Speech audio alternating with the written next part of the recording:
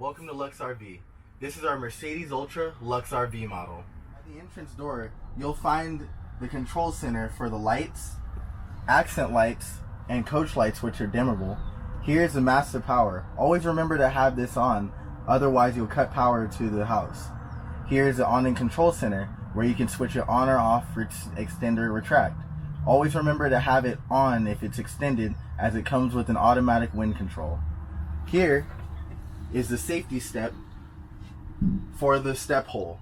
Always remember to have this out when the RV door is closed to ensure that there's no injuries.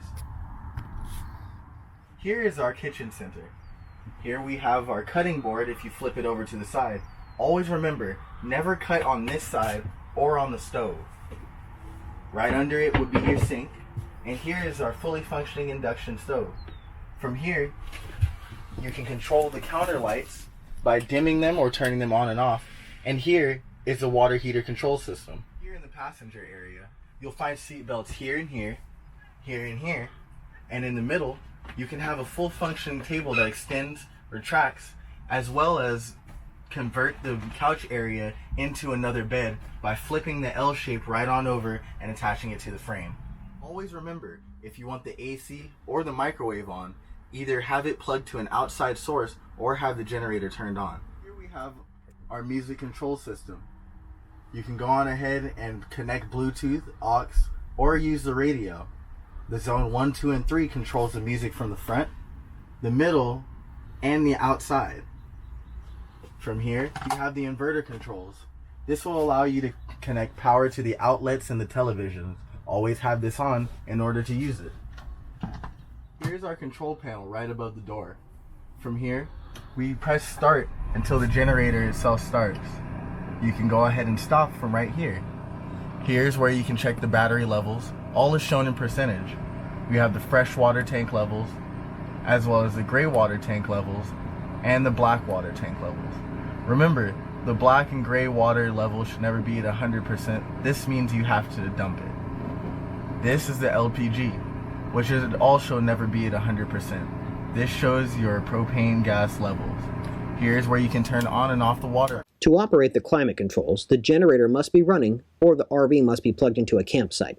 Start by pushing the mode button to wake the controller up. Use the arrow buttons to select auto, low, or high fan speed, and then use the mode button to cycle through to select heater or air conditioning. Push the arrow buttons up or down to select the desired temperature.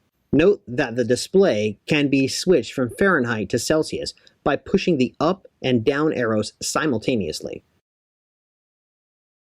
The refrigerator doors have locking latches that need to be pushed to release. Be sure that whenever you close the doors that they latch fully. This refrigerator can be set to run exclusively on 110, LP, or battery power depending on what source is available. Or it can automatically switch between available power sources by pushing the A button in the control panel. Our recommendation is to leave it on auto switching or shut it off with the power button if the refrigerator is not needed. As you can see, it comes with 2 twin-size beds that can be converted into a king. The cushions are usually held right here under the bed. When you go on, take the cabinet area, fully extend the tabletop, and connect both pieces. Once both pieces are connected, you'll have a full king-size bed. We have our bathroom area. From here, you can open the shower, and you can see it has accent lights, as well as a full functioning mirror and a sunroof. And back over to the side, you have our toilet area. It's got one of the few RV toilets that's like a airplane, where you can add water from here, as long as the water pump is on, and from here, just press it, and it will suck everything out. Very simple. Put out the awning, just turn it on, and hold the extend button.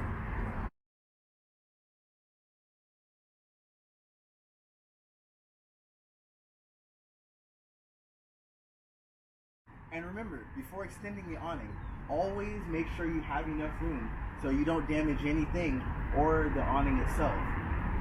Never leave the awning on overnight. Here, we have all of our storage units right here on the side. State-of-the-art backup camera. And here we have the waste hose and where it should be stored. Here's where you turn on and off the propane. Here's where you refill the propane. And these are the switch valves for the black and gray water tanks. Under here is where you uncap and stick the hose for dumping purposes. From here, release the black water tank and let it fully drain. Then, release the gray water tank to flush out the black.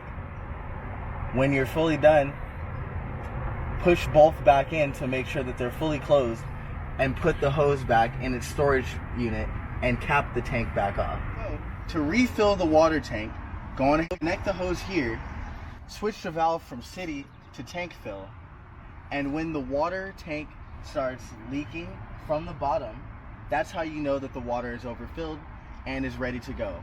From then, you're going to want to release it, take it off, and switch this back to city.